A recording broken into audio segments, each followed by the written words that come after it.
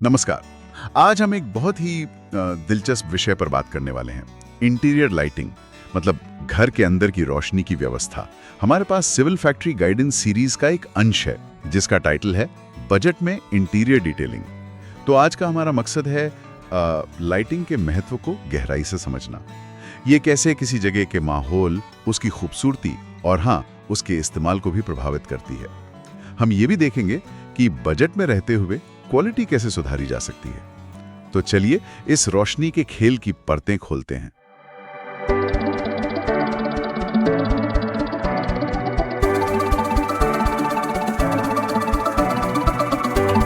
बिल्कुल। और ये बहुत ज़रूरी बात है क्योंकि अक्सर ना लोग लाइटिंग को बस आखिरी चीज समझते हैं, मतलब बल्ब लगा दिया काम खत्म। पर सच तो ये है कि ये डिज़ाइन का एक बहुत ही पावरफुल, शक्तिशाली टूल है। अलग अलग तरह की लाइट, उनकी जगह, उनका रंग, ये सब मिलकर तय करते हैं कि कमरा कैसा दिखेगा और उससे भी ज़्यादा हमें वहाँ कैसा महसूस होगा। ये हमारे मूड पर, यहाँ तक कि हमारी सेहत पर भी असर डाल सकती है। और अच्छी बात यह है कि सही लाइटिंग एक साधारण सी जगह को भी असाधारण बना सकती है, वो भी बिना बहुत ज़्यादा पैसा खर्च किए। हाँ, ये बात तो है कि अक्सर इसे नजरअंदाज कर दिया जाता है। तो सबसे पहले यही समझते हैं कि लाइटिंग इतनी जरूरी क्यों है किसी भी जगह के लिए, मतलब सिर्फ रोशनी के अलावा। देखिए, लाइटिंग का असर 3 मुख्य चीजों पर पड़ता है। पहली, जगह की सुंदरता, मतलब एस्थेटिक्स। दूसरी, उसकी उपयोगिता यानी फंक्शनैलिटी। और तीसरी, वहाँ का माहौल यानी मूड।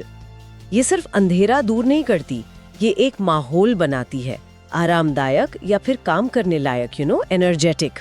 ये कमरे के अलग अलग हिस्सों को, जैसे लिविंग एरिया को डाइनिंग से अलग दिखा सकती है। किसी खास चीज पर, जैसे कोई पेंटिंग है या कोई दीवार है, उस पर ध्यान खींच सकती है। और रंगों के साथ मिलकर ना, ये जगह के साइज का भ्रम भी पैदा कर सकती है, छोटा या बड़ा दिखा सकती है। और जैसा मैंने कहा, ये हमारे मानसिक स्वास्थ्य और काम करने की क्षमता पर भी असर डालती है। अगर लाइट ठीक ना हो तो आंखें थक सकती हैं, सिर दर्द हो सकता है या काम में मन नहीं लगता। यानी ये सिर्फ देखने की बात नहीं, ये तो महसूस करने और इस्तेमाल करने की बात भी है। स्रोत में एक शब्द का जिक्र है, लेयर्ड लाइटिंग, परतदार प्रकाश व्यवस्था। सुनने में थोड़ा भारी लगता है, ये है क्या असल में? हाँ, लेयर्ड लाइटिंग सुनने में शायद थोड़ा टेक्निकल लगे, पर इसका कॉन्सेप्ट बहुत सीधा और प्रैक्टिकल है। असल में इसका मतलब है कि एक कमरे में सिर्फ एक तरह की, जैसे बस छत वाली लाइट लगाने के बजाय हम अलग अलग ज़रूरत के हिसाब से अलग अलग तरह की लाइट्स का इस्तेमाल करें और उन्हें एक साथ मिलाएं। अच्छा, मतलब मिक्स एंड मैच जैसा? हाँ, बिल्कुल। सोचिए जैसे केक में अलग अलग परतें होती हैं, फ्लेवर की, टेक्सचर की, वैसे ही लाइटिंग की भी परतें होती हैं। मेनली 3, कभी कभी 4 भी गिनते हैं। पहली परत है परिवेशीय लाइटिंग या एम्बियंट लाइटिंग। एम्बियंट मतलब आसपास का माहौल? हाँ, बिल्कुल। ये कमरे की आम रोशनी है जो पूरे कमरे में एक जैसी, एक समान रोशनी फैलाती है। ये ज्यादातर छत वाली लाइट से आती है, जैसे सीलिंग लाइट या कोई झूमर, पेंडेंट लाइट, या आजकल जो रिसेस्ड लाइट्स लगती है ना छत में धसी हुई। हाँ, वो जो दिखती नहीं ज्यादा। वही। इसका मुख्य काम है कि कमरे में सेफली घूमने फिरने लायक रोशनी हो, अंधेरा न लगे। और हाँ, दिन में खिड़की से आने वाली रोशनी भी एम्बियंट लाइट का हिस्सा है। ओके, ये तो हो गई बेसिक रोशनी। इसके बाद आती है कार्य लाइटिंग यानी टास्क लाइटिंग। टास्क मतलब किसी काम के लिए? एग्जैक्टली। जैसा नाम है वैसा काम। ये किसी खास काम के लिए फोकस्ड लाइट होती है जहां आपको ज्यादा रोशनी चाहिए, जैसे पढ़ने के लिए स्टडी टेबल पर लैंप, या किचन काउंटर पर सब्जी काटते समय कैबिनेट के नीचे लगी लाइट, या बिस्तर के पास पढ़ने के लिए कोई वॉल लाइट। समझ गया। ये लाइट काम करना आसान बनाती है और आंखों पर जोर भी कम पड़ता है। और देखिए, बजट के लिहाज से भी ये जरूरी है। एक महंगा सा झूमर शायद उतनी मदद न करे पढ़ने में जितनी एक सही जगह पर रखी सस्ती सी टेबल लैंप कर दे। सही बात है, ये तो बहुत प्रैक्टिकल है। और तीसरी परत? तीसरी है उच्चारण लाइटिंग यानी एक्सेंट लाइटिंग। एक्सेंट ये क्या करती है? ये वो लाइटिंग है जो कमरे को उसका कैरेक्टर देती है। उसका काम रोशनी देना उतना नहीं है जितना किसी खास चीज को हाईलाइट करना है। जैसे कोई पेंटिंग, कोई मूर्ति, दीवार का टेक्सचर, कोई पौधा या कोई आर्किटेक्चरल डिटेल। अच्छा, फोकस करने के लिए। हाँ, इसके लिए अक्सर ट्रैक लाइट्स, स्पॉट लाइट्स या दीवार पर लगने वाली स्कॉन्स का इस्तेमाल होता है। भारतीय घरों में जो पारंपरिक नक्काशी या कोई कलाकृति होती है ना, उसको उभारने में ये कमाल कर सकती है। ये चीजों को 3D दिखाती है। हाँ, कमरे में गहराई लाती है। इसके बिना कमरा थोड़ा फ्लैट मतलब सपाट सा लग सकता है। और चौथी परत भी होती है, आपने कहा। हाँ, कभी कभी सजावटी लाइटिंग यानी डेकोरेटिव लाइटिंग को अलग से गिना जाता है। इसमें वो लाइट्स आती हैं जो खुद ही एक सजावट का पीस होती हैं, जैसे कोई बहुत ही खूबसूरत एंटीक झूमर या कोई डिजाइनर वॉल लाइट।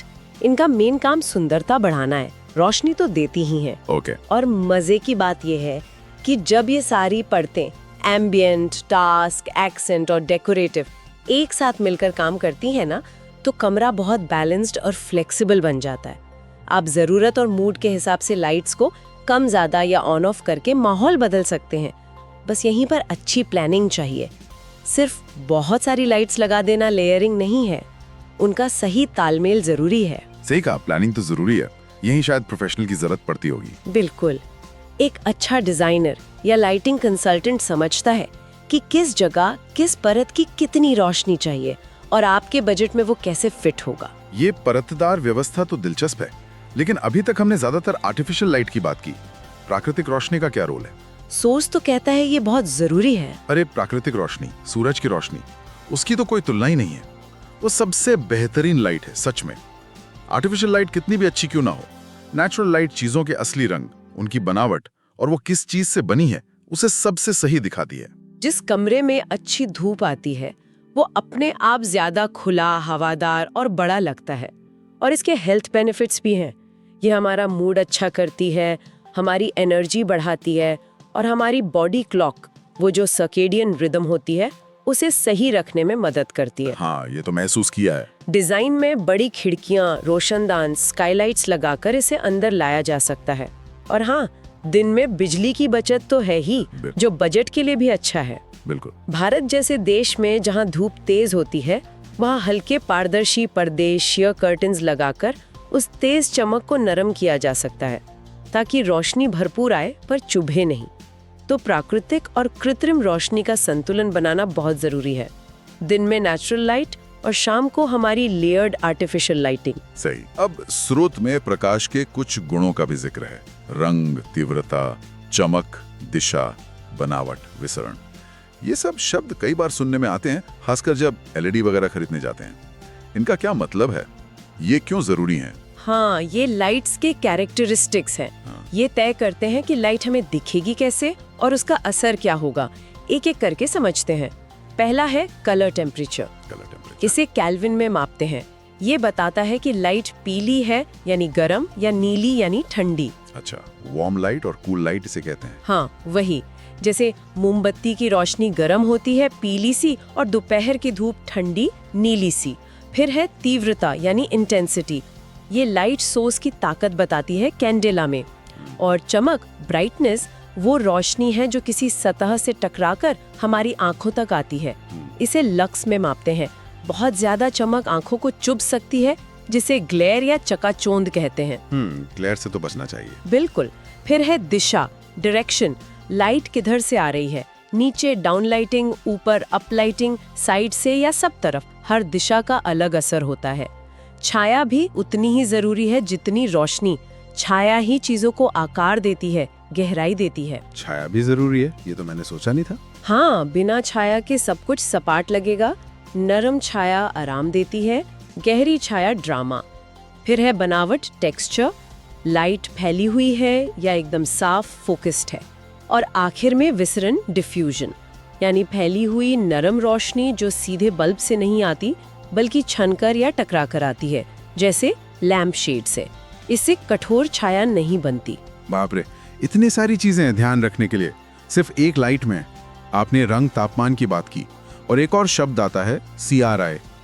आजकल LED पर ये दोनों लिखे होते हैं। घर पर इनका क्या असर होता है? हाँ, ये दोनों आजकल बहुत जरूरी हैं, खासकर LEDs के आने के बाद। रंग तापमान तो लाइट का मूड तय करता है। गर्म तापमान मतलब 2700 K से 3000 K वाली लाइट पीली रोशनी देती है। ये आरामदायक माहौल बनाती है, बेडरूम, लिविंग रूम के लिए बढ़िया है। ठंडा तापमान मतलब 4000 के से 5000 के या उससे ज्यादा, ये सफेद या हल्की नीली रोशनी होती है। ये हमें अलर्ट रखती है। तो किचन, बाथरूम, स्टडी के लिए बेहतर है। ओके। गलत तापमान चुनना आम गलती है। बेडरूम में तेज सफेद लाइट लगा दी तो शायद नींद ही ना आए। हाँ, ये तो हो सकता है। और CRI क्या बला है? CRI यानी कलर रेंडरिंग इंडेक्स। ये 0 से 100 के स्केल पर बताता है कि कोई लाइट सूरज की रोशनी की तुलना में रंगों को कितना सही दिखाती है। अच्छा, रंगों को सही दिखाना। हाँ, सूरज की रोशनी का CRI 100 होता है। घरों के लिए कम से कम 80 CRI वाली लाइट इस्तेमाल करनी चाहिए। 90 या उससे ज्यादा हो तो और भी अच्छा। कम CRI वाली लाइट में ना रंग धुले धुले या अजीब से लगते हैं। सोचिए, आपने महंगा पेंट कराया और लाइट की वजह से उसका रंग ही बदल गया। अरे हाँ, ये तो गड़बड़ हो जाएगी। बिल्कुल। अच्छा CRI न सिर्फ रंगों को सही दिखाता है बल्कि आंखों के लिए भी कम थकाने वाला होता है। इस पर थोड़ा ज्यादा खर्च करना भी फायदेमंद है क्योंकि ये सीधे क्वालिटी का एहसास कराता है। यानी सिर्फ वॉट देखकर लाइट खरीदना काफी नहीं, केल्विन और CRI पर भी ध्यान देना बहुत जरूरी है। अच्छा, एक और चीज होती है डिमर। ये कैसे मदद करते हैं? डिमर ये बहुत काम की चीज है। इनसे आप लाइट की चमक मतलब ब्राइटनेस को कम या ज्यादा कर सकते हैं। अच्छा, जैसे पंखे का रेगुलेटर होता है? हाँ, कुछ वैसा ही। मान लीजिए लिविंग रूम है, मेहमान आए हैं तो पूरी रोशनी चाहिए, अकेले टीवी देख रहे हैं तो कम रोशनी। डिमर आपको ये फ्लेक्सिबिलिटी देता है। ये लेयर्ड लाइटिंग को और भी असरदार बना देता है। आप एम्बियंट लाइट धीमी करके एक्सेंट लाइट को उभार सकते हैं। आराम भी बढ़ता है और बिजली भी बचती है। ये तो बढ़िया है, माहौल बदलने के लिए अच्छा है। स्रोत में कई तरह के लाइटिंग फिक्सचर का भी जिक्र था। कुछ उदाहरण देंगे कि ये परतों में कैसे फिट होते हैं? हाँ बिल्कुल, बाजार में बहुत तरह के फिक्सचर हैं। झूमर, चैंडलियर्स, ये लिविंग या डाइनिंग के सेंटर में लगते हैं, एम्बियंट लाइट और सजावट के लिए। पेंडेंट लाइट्स, ये अकेली लटकने वाली लाइट्स डाइनिंग टेबल के ऊपर, किचन आइलैंड पर अच्छी लगती हैं। टास्क या एम्बियंट दोनों हो सकती हैं। बजट में भी स्टाइलिश मिल जाती हैं। हाँ, पेंडेंट लाइट्स तो आजकल बहुत चलती हैं। बिल्कुल। रिसेस्ड लाइट्स छत में फिट हो जाती हैं। साफ लुक, अच्छी ambient light. Under cabinet lights, kitchen counter के लिए बेहतरीन task lighting. Desk lamp, floor lamp, पढ़ने या किसी कोने को रोशन करने के लिए। टास्क या एक्सेंट। वॉल स्कॉन्स, दीवार पर लगने वाली। हॉलवे, बेडरूम, बाथरूम में एम्बियंट, एक्सेंट, टास्क, सजावटी सब हो सकती हैं। ट्रैक लाइट्स, एक पटरी पर कई लाइट्स जिन्हें घुमा सकते हैं। एक्सेंट लाइटिंग के लिए परफेक्ट, जैसे किसी पेंटिंग पर फोकस करने के लिए। काफी ऑप्शंस हैं। सही चुनना भी एक कला है। अच्छा, आजकल फॉल सीलिंग बहुत कॉमन है, उनमें लाइटिंग कैसे होती है? फॉल सीलिंग तो लाइटिंग के लिए बहुत बढ़िया कैनवस देती हैं, क्योंकि ऊपर जगह होती है तो तारे वगैरह सब छिप जाती हैं। एकदम साफ लुक आता है। हाँ, वो तो है। इसमें कई तरह के हैं। कोव लाइटिंग, ये सबसे पॉपुलर है। फॉल सीलिंग के किनारों में LED स्ट्रिप लगाते हैं। रोशनी ऊपर या दीवारों पर फैलती है। बहुत नरम इनडायरेक्ट एम्बियंट लाइट मिलती है। कमरा बड़ा और शानदार लगता है। अच्छा, वो जो किनारों पर रोशनी दिखती है? हाँ, वही।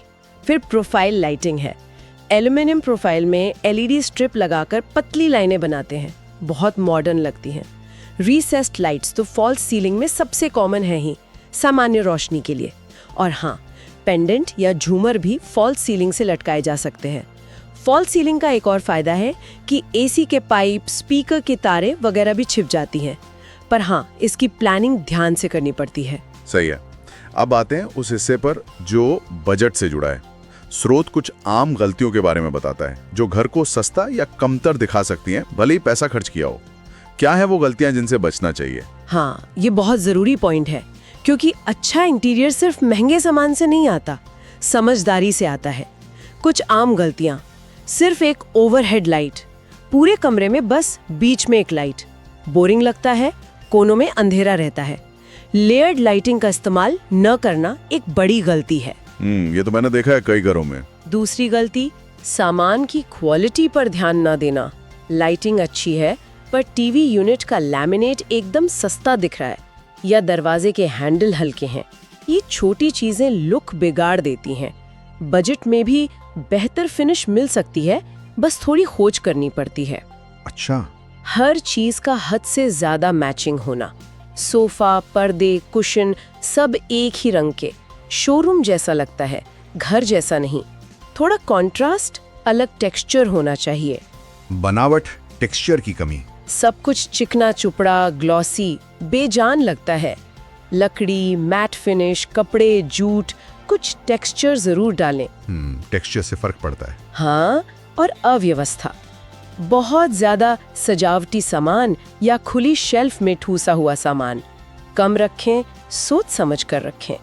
तारों का जंजाल, टीवी के पीछे, डेस्क पर उलझे तार, इन्हें मैनेज करने के उपाय आते हैं, इस्तेमाल करने चाहिए। ये तारें तो सच में बुरी लगती हैं। और आखिरी, छोटे हार्डवेयर को नजरअंदाज करना। नॉब, हैंडल, स्विच प्लेट्स, ये फिनिशिंग टच होते हैं, अच्छी क्वालिटी के हों तो फर्क दिखता है। इन गलतियों से बचने के लिए ना पैसे से ज्यादा प्लानिंग और समझ चाहिए।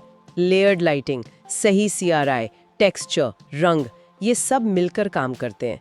यहीं पर फिर से प्रोफेशनल की सलाह काम आती है। वो बजट में रहते हुए भी इन गलतियों से बचने में मदद कर सकते हैं और बता सकते हैं कि कहाँ थोड़ा ज्यादा खर्च करने से क्वालिटी में बड़ा फर्क आएगा। तो कुल मिलाकर इंटीरियर लाइटिंग एक गहरी चीज है। ये सिर्फ रोशनी नहीं, एहसास है।